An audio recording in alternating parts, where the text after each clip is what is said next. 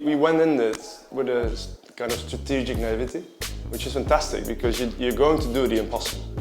If you're going to do the impossible, it's kind of fun to do, but it's also scary. And then stuff starts building, and people start believing in that story you're telling, and then it gets bigger and bigger and bigger, and then you find out that you launched a rocket that is either going up, or you jump out and you crash.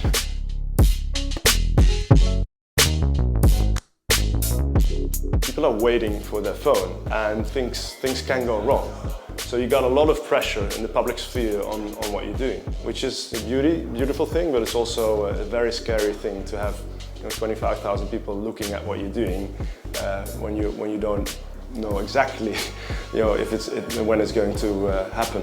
It was an interesting process because we were doing something very unique from the beginning. So there was no modular phone in the market, so there was actually little to learn from.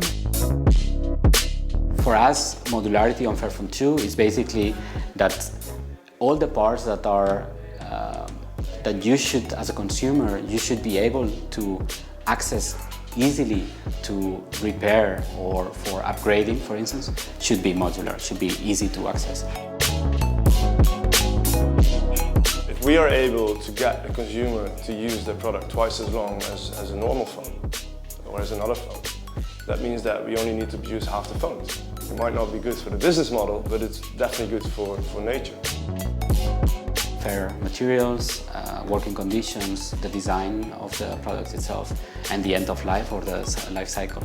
And these 4 areas are the 4 areas that we have identified that cover the whole life cycle of a smartphone in this case, and that are equally important to strive for a more sustainable or fair electronics, let's say.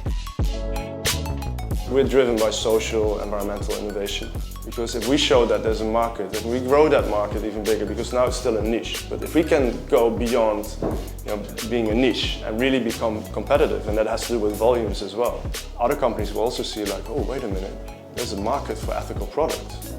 And that really catalyzes that change also in the core of our market economy.